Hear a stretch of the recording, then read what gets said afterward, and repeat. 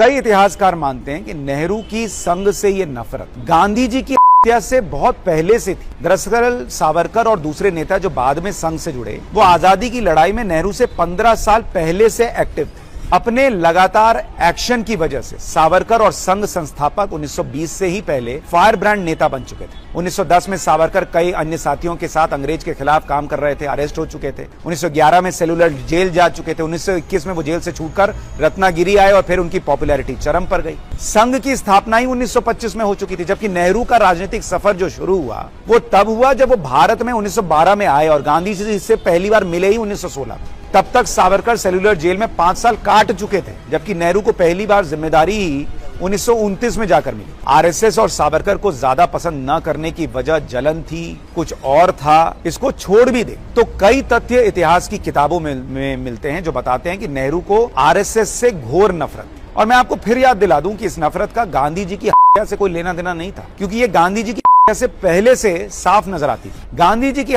30 जनवरी 1948 को हुई थी, जबकि अगर आप देखें तो जवाहरलाल नेहरू का 29 दिसंबर 1947 का एक पत्र मौजूद है जो उन्होंने उत्तर प्रदेश के तब के मुख्यमंत्री गोविंद वल्लभ पंत को लिखा था कि आपने कहा था कि आप आरएसएस के खिलाफ एक्शन लेने वाले हैं। ये कब होगा? मुझे लगता है ये जल्दी किया जाता तो बेहतर होगा। यानी नेहरू किसी भी तरह से संघ को खत्म कर देना चाहते थे, बैन कर देना चाहते थे। और ये बात बार बार दिखती है। दक्षिण भारत में भी नेहरू चाहते थे कि संघ को कुचल दिया जाए। उन्होंने मद्रास प्रांत के तत्कालीन गृह मंत्री पी सुब्बारायन को संघ पर प्रतिबंध लगाने का सुझाव दिया। Selected works of Jawaharlal Nehru के मुताबिक 5 जनवरी 1948 को उन्होंने लिखा कि हमें आरएसएस पर खास तौर पर नजर रखनी चाहिए। हमने बहुत सारे सबूत देखे हैं जो बताते हैं कि हमारी हाल की कई परेशानियों की वजह आरएसएस के लोग हैं। आपको यह तय करना है कि आपको नेशनल गार्ड्स और आरएसएस पर प्रतिबंध लगाना चाहिए या नहीं। जहां तक मेरा संबंध है, मतलब नेहरू जी कह रहे हैं अपने बारे में कि मुझे निश्चित रूप से कोई आपत्ति नहीं होगी। मुझे लगता है कि समय आ गया है कि इन सांप्रदायिक संगठनों को पूरी तरह से रोक दिया जाए। नेहरू जिस आरएसएस को सांप्रदायिक संगठन बता रहे थे, वो संघ बंटवारे के वक्त लोगों की मदद में जी जान से लगा हुआ था।